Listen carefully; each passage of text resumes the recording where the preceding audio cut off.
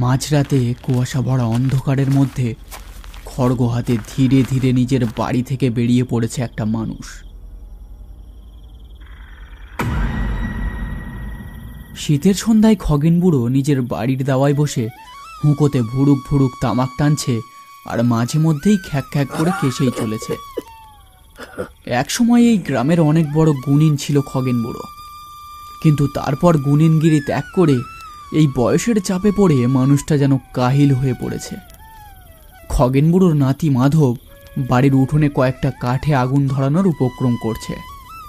এই বাড়িতে ওরা দুজনেই থাকে, বাকি বাড়ির সদস্যরা সবাই অনেক আগেই পরলোকে পাড়ি দিয়ে দিয়েছে। দাদু, এই আসো আসো, আগুনের তাপ নেবে আসো। এই ঠান্ডায় আগুনের তাপ নিলে শরীরের জ্বর একেবারে ছেড়ে যাবে, বুঝেছ? আরে রাখ তোর জট, আমি শীত কাটানোর ওষুধ সেবন করছি, দেখতে পাচ্ছিস না বেটা? হ্যাঁ,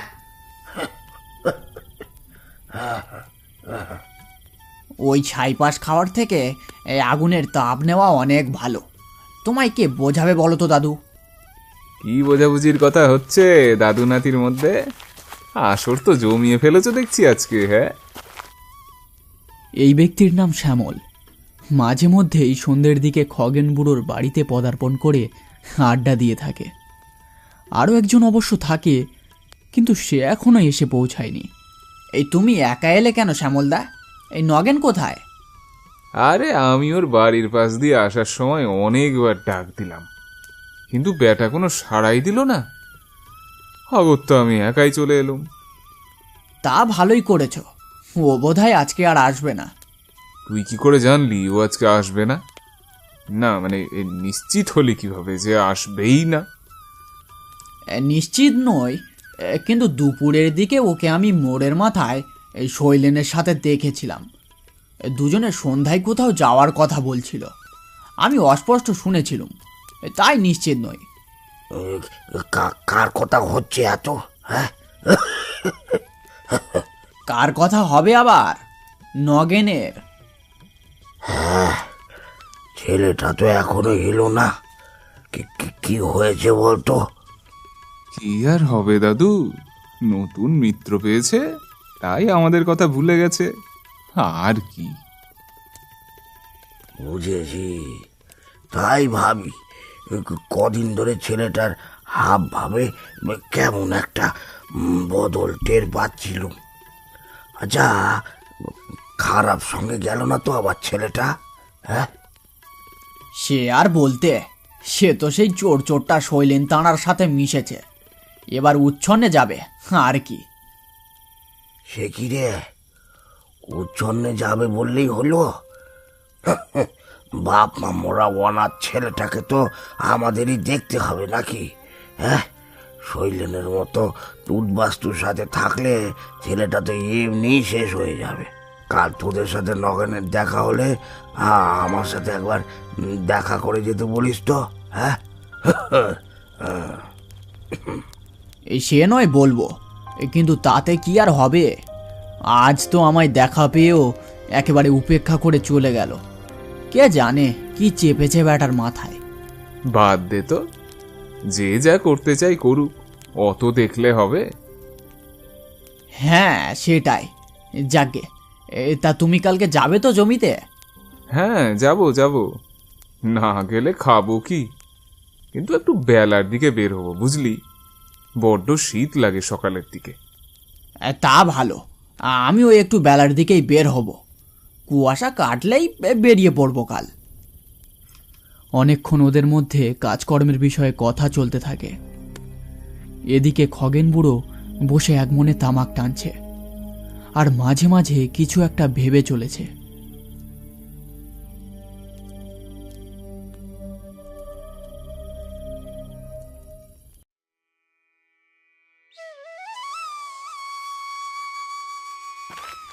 কুয়াশা কাটিয়ে সূর্যের তাপ গায়ে পড়তেই মাধব কোদাল কাঁধে বেরিয়ে পড়ে নিজের জমির দিকে।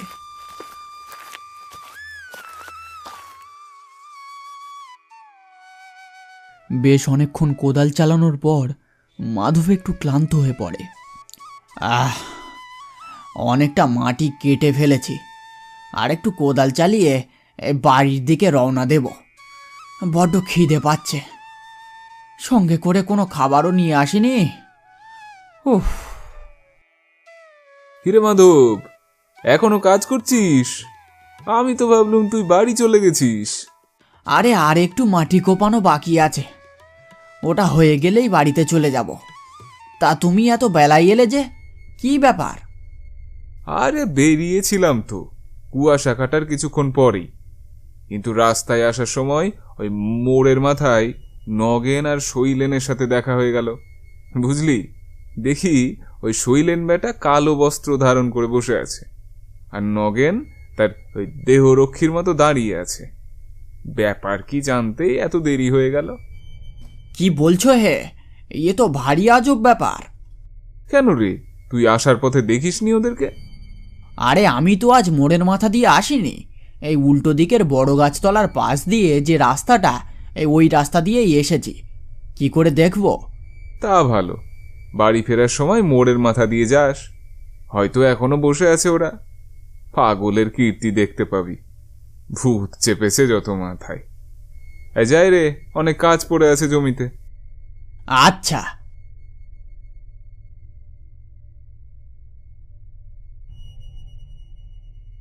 আরও খানিকটা মাটি কুপিয়ে মাধব বাড়ির দিকে রওনা দেয়। বাড়ির পথে মোড়ের মাথায় মাধব খগেন আর শৈলেনকে দেখতে পায়। শৈলেনের সারা গায়ে কালো বস্ত্র, আর নগেন ঠিক শৈলেনের পাশেই চেলার মতো দাঁড়িয়ে আছে। এই কি রে নগেন, এখানে কি করছিস? তোর কাজ নেই নাকি? সদ্য চাষের কাজ পড়ে আছে তোর, সেটা না করে এখানে দাঁড়িয়ে এই শৈলেন হুমদোটার সাথে ভোগলমি করছিস? মাধবের কথা শুনে শৈলেনের চোখ রাগে জ্বলে ওঠে, যেন চোখ দিয়েই সে মাধবকে পারলে ভস্ম করে দেবে। কিন্তু মুখে কিছু বলে না সে। খগেনও একেবারে বাক্যহীন হয়ে দাঁড়িয়ে থাকে। কি রে বেটা, চুপ করে রইলি যে? বোবা হয়ে গেলি নাকি? কি বললাম শুনতে পেলি না? তোর অসুবিধাটা কোথায় বলতো? ওর জমি, ওর কাজ, ও যখন ইচ্ছা করবে। তুই বলার কে? তোর এত মাতব্বরি করতে কে বলেছে? দেখ শৈলেন, তোর সাথে আমি কোনো কথা বলতে চাই না। আমি আমার বন্ধু নগেনের সাথে কথা বলছি। এর মধ্যে তুই নাক গলাতে আসলে তোর নাক ফাটিয়ে দেবো একেবারে। চোরটা উদ্বাস্তু কোথাকারে। আমি ভালোই বুঝতে পারছি তুই নগেনকে ভুলিয়ে খারাপ কাজের দিকে নিয়ে যাওয়ার মতলবে আছিস। সেটা আমি কিছুতেই হতে দেব না। চুপ কর তো, অনেকক্ষণ থেকে ভুলভাল বকে চলেছিস। বাড়ি যা, মেলা মাথা গরম করিস নে, যা দেখি। নগেনের মুখ থেকে এই কথাগুলো শুনে মাধব একেবারে অবাক হয়ে যায়। এ কোন নগেন? এ তো তার বন্ধু নগেন নয়। এমন ব্যবহার সে তো কারোর সাথে করে না। তাহলে হঠাৎ কি হয়ে গেল নগেনের? কিরে, এখনো এখানে দাঁড়িয়ে আছিস যে বড়? যা না এখান দিয়ে, কেন ভিড় বাড়াচ্ছিস? এক্ষুনি লোক জড়ো হবে এখানে নিজেদের সমস্যার সমাধান খুঁজতে। শৈলেন গুরু তাদের সমস্যা দূর করবে। তুই বেকার এখানে দাঁড়িয়ে ভিড় বাড়ানোর আগে পালা দেখি। মাধব নগেনের উপর প্রচণ্ড রেগে গিয়ে বলে ওঠে, পাগলামির একটা সীমা থাকে। যাকগে, দাদু তোর খোঁজ নিচ্ছিল, পারলে দেখা করে আসিস, না হলে চুলোয় গিয়ে মরিস, দেখতে আসবো না। হ্যাঁ। বলেই তারপর সেখান দিয়ে হন হন করে হেঁটে চলে যেতে থাকে মাধব। কিন্তু শৈলেনের মুখে তখন এক অজানা কুটিল হাসি খেলছে। এই হাসি নিশ্চয়ই খারাপ কিছুর ইঙ্গিত হতে চলেছে।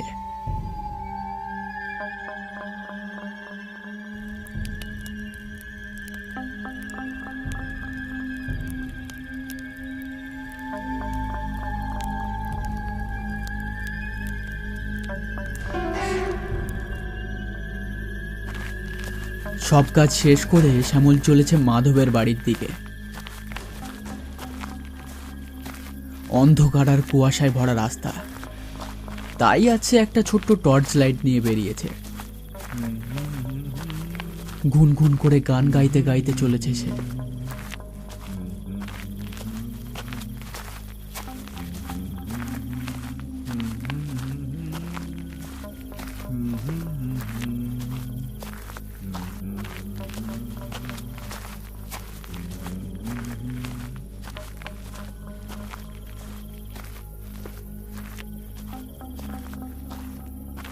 হঠাৎ রাস্তার পাশের ঝোপঝাড় দিয়ে অস্বাভাবিক কিছু একটার আওয়াজ শুনতে পায় শ্যামল।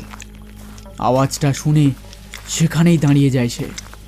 তারপর পিছনে ফিরে ঝোপের দিকে তাকিয়ে দেখে অন্ধকারে একটা লাল চোখ ঠিক ঝোপের উপরে বেরিয়ে আছে আর তার দিকেই তাকিয়ে আছে। এতক্ষণ মনে হয় কিছু একটা খাচ্ছিল সে। শ্যামল হাতে ধরা টর্চ লাইটের আলো ফেলে ঝোপের দিকে। তৎক্ষণাৎ চোখটা মিলিয়ে যায়। দৃশ্যটা দেখে শ্যামলের গা ছমছম করতে শুরু করে। ভয়ার্থ কণ্ঠে শ্যামল বলে ওঠে, কে কে ওখানে?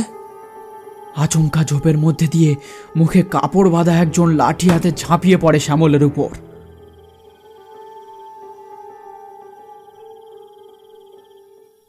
সন্ধে নেমেছে, প্রায় অনেকক্ষণ হচ্ছে। মাধব বসে রান্না করছে আর খগেন বুড়ো রোজকার মতো বসে তামাক টানছে। রান্না শেষ হয়ে গেলে মাধব দাদুর পাশে গিয়ে বসে।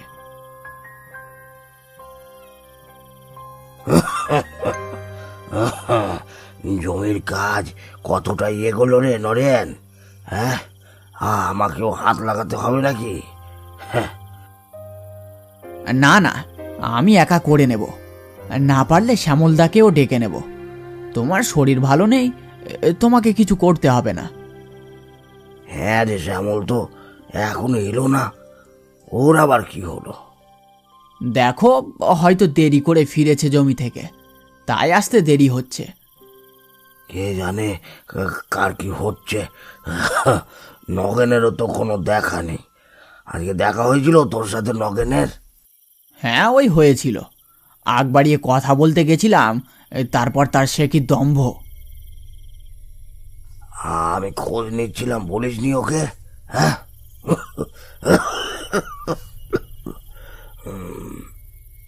বলেছি বলেছি, বাদ দাও তো ওর কথা। ওর কথা শুনলেই কথাটা শেষ করার আগেই মাধব থেমে যায়। তারপর এক দৃষ্টিতে তাকিয়ে থাকে বাড়ির উঠোনে থাকা খেজুর গাছের দিকে। খেজুর গাছের পিছন দিয়ে একটা লাল জ্বলন্ত চোখ উঁকি মারছে। দৃশ্যটা দেখে মাধবের চোখ দাঁড়িয়ে যায়। সে আচমকা বলে ওঠে, কে কে ওখানে? কেউ কি মারছে? শ্যামল নাকি? তাকাস না ওদিকে মাধব। চোখ বন্ধ করে ফেল, চোখ বন্ধ করে ফেল। মাধব এই কথাটা শুনে প্রথমে অবাক হয়ে যায়, তারপর ব্যাপারটা বুঝতে পারে। দাদু হয়তো কোনো খারাপ শক্তির আভাস পেয়েছে, তাই এমনটা বলছে। আমি সন্ধ্যে থেকেই এমন কিছু একটার উপস্থিতির সংকেত পাচ্ছিলাম। আমার ডান চোখটা সন্ধ্যে থেকেই লাফাচ্ছিল। একটা আসন্ন বিপদের আভাস মনে হয়েছিল, কিন্তু সেটা এত তাড়াতাড়ি টের পাওয়া যাবে বুঝতে পারিনি। কোন আসন্ন বিপদের কথা বলছো দাদু? আমি তো কিছুই বুঝতে পারছি না। আর ওই জ্বলন্ত চোখটাই বা কার ছিল?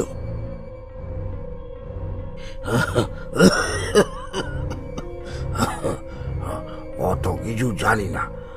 আপাতত যা বুঝলাম সেটা খুব একটা ভালো কিছু না। আমি কতদিন আর বাঁচবো, কিন্তু তোর কিছু হয়ে গেলে। এমন করে বলছো কেন দাদু? তোমার এত তাড়াতাড়ি কিচ্ছু হবে না। তার উপর তুমি বড় মাপের গুণিন বলে কথা।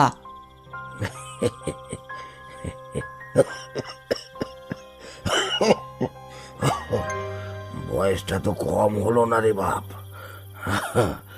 তার উপর কদিন থেকে কাশির টানটাও বেড়েছে। কখন কি হয়ে যায় কে বলতে পারে। আর গুণিনগিরি তো কবে উড়ে গেছে, তার বিদ্যে আর কতই বা পেটে আছে বল। থাকার মধ্যে শুধু ভালো খারাপের ইঙ্গিতটাই বুঝতে পারে। এই যা।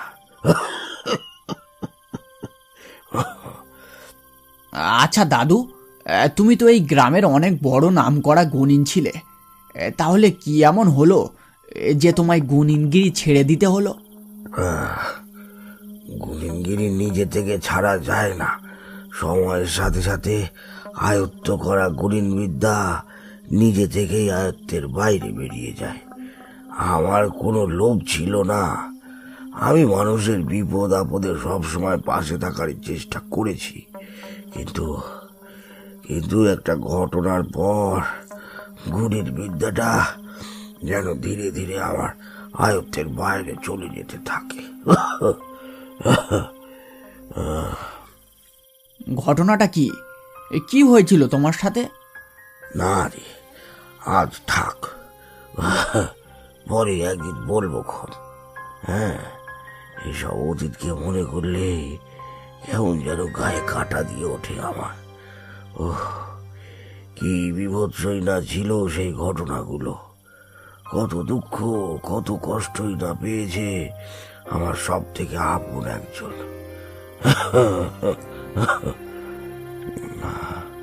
যাকে পরে একদিন বলবো খন তোকে। আজ আজ আর ওসব কথা নিয়ে আলোচনা করা ঠিক হবে না। দাদুর দিকে এক দৃষ্টিতে তাকিয়ে থাকে মাধব, কিন্তু আর কোনো প্রশ্ন করে না, শুধু হালকা করে মাথা নেড়ে সম্মতি জানায়। খগেন বুড়ো বাঁশের খুঁটিটার উপর হেলান দিয়ে অন্যমনস্ক হয়ে যায়। মাধব লক্ষ্য করে দাদুর চোখে জল। কোনো এক ব্যথা আকৃষ্ট অতীতের কথা ভেবে তার দাদু এখনো কষ্ট পেয়ে যাচ্ছে। এই গল্পের দ্বিতীয় এবং অন্তিম পর্ব খুব শীঘ্রই আসবে আমাদের চ্যানেলে। গল্পটি দেখতে হলে চ্যানেলটি সাবস্ক্রাইব করে বেল নোটিফিকেশনটা অন করে রাখতে হবে। গল্পটির অন্তিম পর্বের কাজ ইতিমধ্যে শুরু করে দেওয়া হয়েছে, তাই বেশি দেরি হবে না। আজকে এই পর্যন্ত, খুব শীঘ্রই আবার দেখা হবে। ধন্যবাদ।